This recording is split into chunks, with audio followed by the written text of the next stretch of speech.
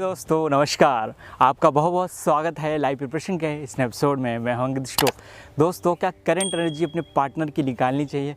Personal reading के दौरान काफ़ी सारे लोग मैंने देखा ये करते हैं। ऐसी नेट पे बहुत सारी वीडियोस उपलब्ध हैं जो अपने पार्टनर की, अपने ट्विन फ्लेम की आप करंट एनर्जी को निकालते हैं। हो सकता है आपसे उनकी बात ना हो रही हो सकता है आप ब्लॉक हो या आपने किसी को ब्लॉक करके रखा हो, बार बार एक दूसरे को देख रहे हो फेसबुक के थ्रू, एनी सोशल मीडिया के थ्रू।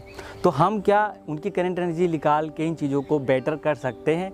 और स्पिरिचुअल अवेकनिंग के समय हमें किन बातों का ध्यान रखना चाहिए? ये वीडियो बहुत ही ज़्यादा इंपॉर्टेंट होने वाली है। सबसे पहला पॉइंट है, आपकी जो अगर ट्विन फ्लेम जर्नी है या ऐसे ही अपने पार्टनर की आप एनर्जी बार बार चेक करते हैं तो इसमें हम ऑब्सेस्ड हो सकते हैं। आपकी बहुत सारे ऐसी वीडियोज़ हैं जिसमें टैरो कार्ड्स आपको बताए जाएंगे राइट नाउ आपकी एनर्जी ऐसी, क्योंकि हम जो सोचते हैं, हम जो विचार करते हैं, उनका सबका इम्पैक्ट पड़ता है। यूनिवर्स का लॉ है, ये इस प्रकृति का लॉ है। अगर हम इसको फॉलो करते हैं, यहाँ पे हम लेट गो नहीं कर पा रहे होते हैं इस स्टेज में। अगर आप किसी को बार बार करंट एनर्जी जान लो, कि अगर आपको एनर्जी पता होगी, करंट आपको पता है कि हाँ सर्टेन ये एनर्जी है, आपने एक बार पता किया है, देन आप उस पर काम करिए, आप उस पर मेडिटेशन करिए। अगर बार बार आप उस राइट नाउ आपने कुछ काम किया हो फिर करंट एनर्जी निकाल रहे हैं तो यहाँ पे ऑब्सेशन बढ़ता है, वो आपके इन द फ्यूचर कहीं ना कहीं सेपरेशन का कारण बनता है।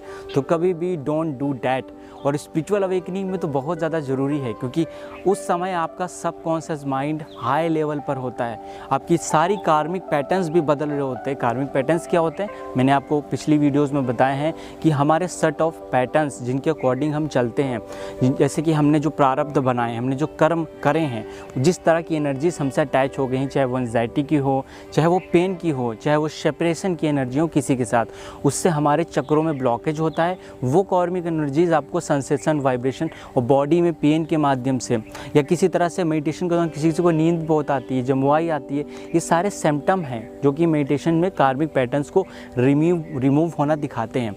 तो आपको मेक श्योर करना है कि इस दौरान आप किसी भी तरीके ऐसी चीज़ें बार बार मत करें जिससे in the future negative thoughts generate हो रहे हो, आपको अच्छा ना फील हो रहा हो। भले वो आप उनके बारे में जान रहे हैं, अपनी भलाई के लिए भी जान रहे हो, लेकिन बी फोकस्ड कि आपका सबकॉन्शियस माइंड उस समय उन चीज़ों को जाने, उन चीज़ों को करे।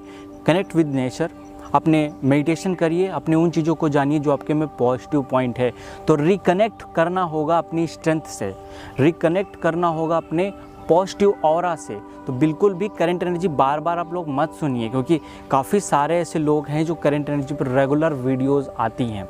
बिकॉज़ यहाँ हम जानकर उन चीज़ों को लेनी, इसलिए बुद्ध ने भी इस चीज़ पे बोला है कि आपको दृष्टा भाव में ही रहना है, आपको चीज़ें जाननी हैं। पर कई बार हम पे वो चीज़ें इम्पैक्ट डालती हैं, और जितनी बार आप पे इम्पैक्ट डालती हैं वो आपकी जर्नी और भी डिफ़िकल्ट हो जाती है। क्योंकि ऐसे बहुत सारे लोग हैं जो इस जर्नी के बारे में पहले नहीं जानते थे, उन्होंने सारे साइन और सिम्टम महसूस किए, आज उनकी लाइफ बहुत बेहतर है।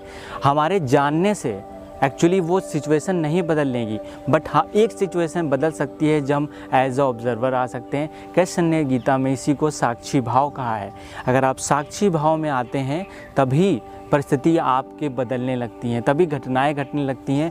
और कोई भी आपकी सिचुएशन हो, किसी भी स्टेज में हो सकता है आपके बीच अप्स डाउन चल रहे हो, सिटी से भी दूर हो, तभी भी अगर इस स्टेज में आप रह पाते हैं तो हाँ रियूनियन होता है। आपकी कितनी भी ज़्यादा एंजाइटी, एंगर, लड़ाइयाँ चल रही हो तो उसमें आपको हेल्प मिलती है। तो बार बार उस चीज़ के लिए से बार बार जाके उनके प्रोफाइल पे देखना, क्योंकि पर्सनल रीडिंग के दौरान ये काफ़ी लोग बार बार कर रहे हैं। और मैंने काफ़ी बार अपनी दूसरी वीडियोस में डिटेल से इन वीडियो पे बनाया है कि अगर आप कोई भी चीज़ रिपीट करके करते हैं वही आपकी कार्मिक ऊर्जाएं, कार्मिक पैटर्न्स बनाते हैं। तो मैं आपको क्लियर होना चाहिए कि आप किसी तरह के कार्मिक पैटर्न नहीं बना रहे हैं, क्योंकि हमारे विचार ही वस्तु बनते हैं। आपने कई बार सुना होगा, इसीलिए अपने थॉट पे आप बेचैन हो जाएंगे। वो करंट एनर्जी सुन के अगर आपको अच्छा नहीं लगेगा तो आप 2-3 दिनों तक उस फॉर्म में रहेंगे, फिर आपकी स्पिरिचुअल अवेकनिंग फिर आएगी। तो रुक रुक के चीज़ें होने लगती हैं, तो चीज़ों को फ्लुएंटली होने दीजिए। अगर किसी प्रकार का दोष है तो उसको ज़रूर जानिए, रीडिंग करिए, रीडिंग करवाइए, बट कभी भी उसके प्रति डेस्परेट नहीं होना है, उसके प्रति ऑब्सेस्ड नहीं होना है, क्योंकि this energy create your future, this energy create your destiny. इसके साथ ही दोस्तों हमें किन 4 बातों का बहुत ज़्यादा ख्याल रखना है जब आपके कॉन्शियस माइंड, आपका सबकॉन्शियस माइंड, आपका अनकॉन्शियस माइंड बैलेंस हो सकते हैं। दोस्तों अगर आप बार बार अपनी करंट एनर्जीज़ को देखते हैं तो किस तरीके से ये तीनों दिमाग में अनबैलेंस क्रिएट होता है, क्योंकि काफ़ी बार अगर हम इन चारों माइंड्स को बैलेंस कर लेते हैं तो हम अपनी लाइफ में बहुत ग्रोथ और सक्सेस कर पाते हैं।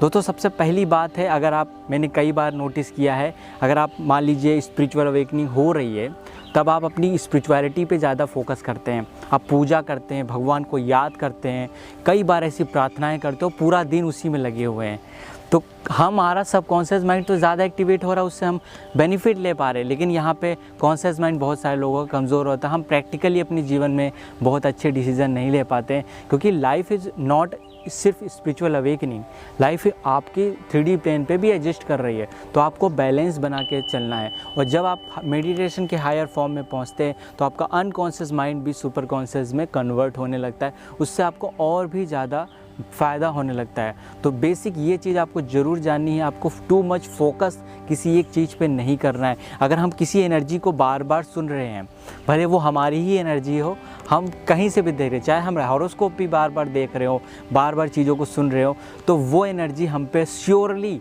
इम्पैक्ट डालती है। बट हम अपनी लाइफ के साथ क्या क्रिएट कर रहे हैं ये हम पे डिपेंड कर रहा है। तो दूसरा इंपॉर्टेंट पॉइंट है, कभी भी आप दिन में आपका रूटीन जो है, रूटीन, चेक योर रूटीन, तो अपने रूटीन्स को ज़रूर चेक करिए कि आपने दिन में किस तरह के ज़्यादा काम किए। जो कॉन्शियस डिसीजंस होते हैं वो सब कॉन्शियसली आप ले रहे हैं कि किस तरह के डिसीजंस को ज़्यादा ले रहे हैं, उनमें बैलेंस कितना है। अगर आप किसी भी चीज़ में अतिवाद में हैं, दैट मीन्स कि वो आपको कहीं ना कहीं हो सकता है कि कहीं से आपने प्रेडिक्शन सुनी हो, टैरो कार्ड्स हैं, बहुत सारे लोग रेगुलर प्रेडिक्शंस आते हैं, तो आपने सुनी हो, वो आपको मूड स्विंग्स कर सकता है, जिससे आपके कुछ दिनों तक स्पिरिचुअल अवेकनिंग में भी कहीं ना कहीं ब्लॉकेजेस आते हैं और आपको मेडिटेशन का पूरा इम्पैक्ट, पूरा लाभ भी मिल नहीं पा रहा होता है। आपको पता होना चाहिए कि दोनों में बैलेंस रह पा रहा है कि नहीं रह पा रहा है।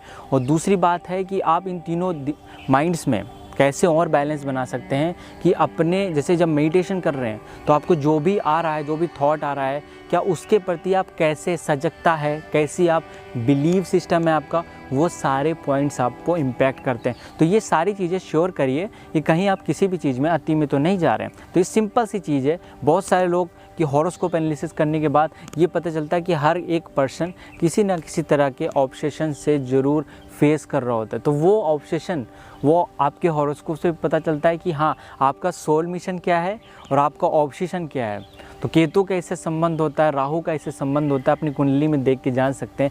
राहु की पोजीशन क्या है मुझे कमेंट सेक्शन में ज़रूर बताएं।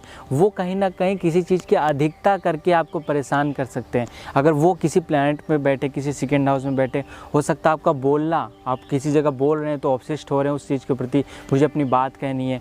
हो सकता है लाइफ पार्टनर वाले प्लेस पे बैठे हो तो अपने जीवन साथी के प्रति ऑब्सेस्ड हो गए। तो आप अपने ऑब्सेस्ड वाली चीज़ को जानिए कि मैं किस चीज़ में ऑब्सेस्ड हो जाता हूँ, मुझे किस चीज़ को बैलेंस करना है। जब आप ये कर लेंगे तो अब आपको करंट एनर्जी बार बार जानने की ज़रूरत भी नहीं रह जाएगी, आप लाइफ में लगातार ग्रोथ करेंगे। तो आपको ये पता है तो आप, इसका मतलब बहुत ही ज़्यादा पॉजिटिव पॉइंट पे हैं। तो आप में कोई दोष भी बन रहा है, उसको जानिए कि हाँ, मेरे में कुंडली में ही दोष है, मेरे में मुझे ये करना चाहिए, मुझे ये उपाय या मेडिटेशन करना चाहिए, मुझे चक्र ब्लॉकेज दूर करना चाहिए। मैंने सभी चक्रों पे एक एक करके बताया है। आपका सैक्रल चक्र, हार्ट चक्र, वो वीडियोस आप देख सकते हैं कि कैसे इसको रिमूव करना है, कैसे अपने आप को हायर वाइब्रेशन पे पहुंचाना है। Rise your vibration and change your life. So दोस्तों, ये वीडियो क्विक एंड शॉर्ट थी, यहीं तक। आगे किसी और वीडियो में हम मिलते हैं कि किस तरीके से हम अपनी रियूनियन को, अपनी लाइफ को बेटर कर सकते हैं with help of rise vibration. तो दोस्तों, मिलते हैं किसी और वीडियो में। तो अपना ख्याल रखिए, ध्यान रखिए। अगर आप इस वीडियो पे, इस चैनल पे पहली बार आए हैं तो चैनल को सब्सक्राइब तथा बेल आइकन ज़रूर क्लिक कर लीजिए, क्योंकि हमारे रेगुलर वीडियो के अपडेट्स आप तक पहुंच सके। तो नमस्कार दोस्तों।